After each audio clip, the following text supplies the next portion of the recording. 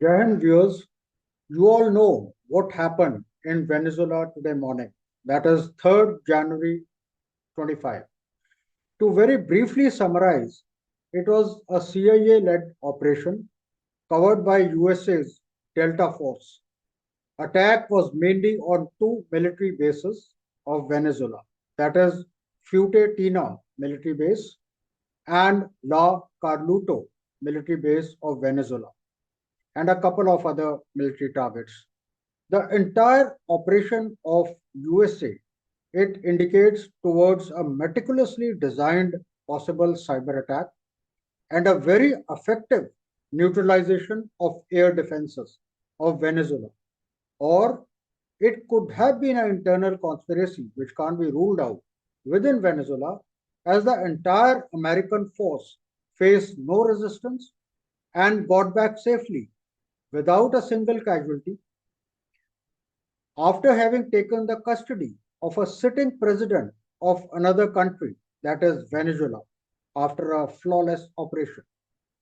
What is important for us to understand on the very first day itself is as to what drove the USA to execute this bold operation. A few days back, I wrote an article on USA's national security strategy. It has a full paragraph on the USA's reference to Monroe Doctrine. I think the same has played out. Monroe Doctrine was initiated by President James Monroe in 1823, wherein he mentioned that USA is not open to the European colonization, and in turn, USA also will not interfere in the affairs of the European countries. And remember, those days USA was not militarily or economically strong as it is today. And Latin American countries in those days had just achieved independence. The most pronounced focus of USA's new strategy is the Western Hemisphere, particularly Latin America. Here, the USA identifies three primary threats, that is, illegal migration, drug trafficking, and transnational crime. This emphasis aligns closely with President Trump's domestic political narrative and explains his recent remark on 19 December 25, just a few days back, that he does not rule out the possibility of war with Venezuela. So from here, we deduce the rationale of USA's today's attack on Venezuela. The US prime interest in Venezuela is driven by a mix of geopolitics, energy, and regional power. And remember, it is not just oil alone. Venezuela has the largest proven oil reserves in the world, giving it a long term strategic value. It's also in the US backyard, where of late Chinese and Russians have been expanding influence. To give you an example, Russia has sold them S-300 air defense system recently. And you saw that video just 1 or 2 days back when a Chinese envoy is present in Venezuela meeting Maduro. Moment USA controls the Venezuela oil, it helps stabilize the oil supply and its prices in the Western Hemisphere. The most important reason is that US Gulf Coast refineries, they are designed to process heavy crude like Venezuela's and not the light oil of which USA has plenty. There is a difference between a heavy oil and a light oil. This I'll cover in my different episode.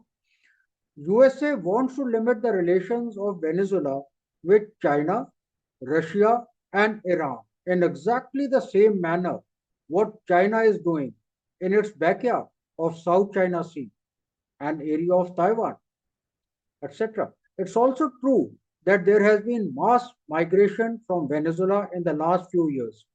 So basically, USA is interested in Venezuela because of its huge oil resources, strategic location, and a great power rivalry which is playing out in Venezuela. Venezuela is geographically very close to the US. So it's common sense that it lowers the transport costs of the ships, and also ships are not prone to the strategic risks when it travels right from the Middle East onwards. USA also warns that its adversaries like Russia, China, Iran, they should not have access to the Venezuelan oil. And mark the statement of J.D. Vance just a few hours back. He says that Venezuela to return its stolen oil, though he also said that Maduro can't avoid justice for drug trafficking. And mark the statement of Trump just an hour back that USA will control Venezuela and its oil resources. We should not forget that USA is in dire economic situation. USA will try to recoup its economy by controlling the Venezuela's oil. There are many lessons for India also. Remember, when chips are down, no other country, or for that matter, UN Security Council or UN General Assembly is going to support you.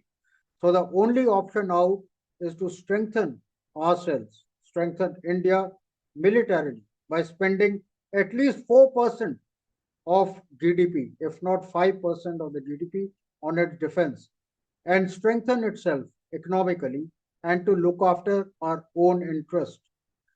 In fact, Venezuela should have seen it coming. In September 2025, USA began Operation Southern Spear, in which it attacked Venezuelan linked drug boat, killing 11 people. After that, there have been a total of 20 boat strikes right from September 25 to December 25, killing 110 people. Who knows? The next target of USA could be Iran and Cuba, right in the backyard. China has also mentioned that its forays into Taiwan will be unstoppable. This was just 3 days back. Russia has already shown its cards in Crimea in 2014 and now Ukraine. The point which I want to bring out is that it's not the rules based international order. They call it RBIO these days, but the rule of the jungle playing out. Or, in other words, the might is right. So, India needs to remain united politically when it comes to its national security interests so that we focus on the things that matter, that is, to strengthen our armed forces and the economy. Thank you and stay tuned to my channel. To the point.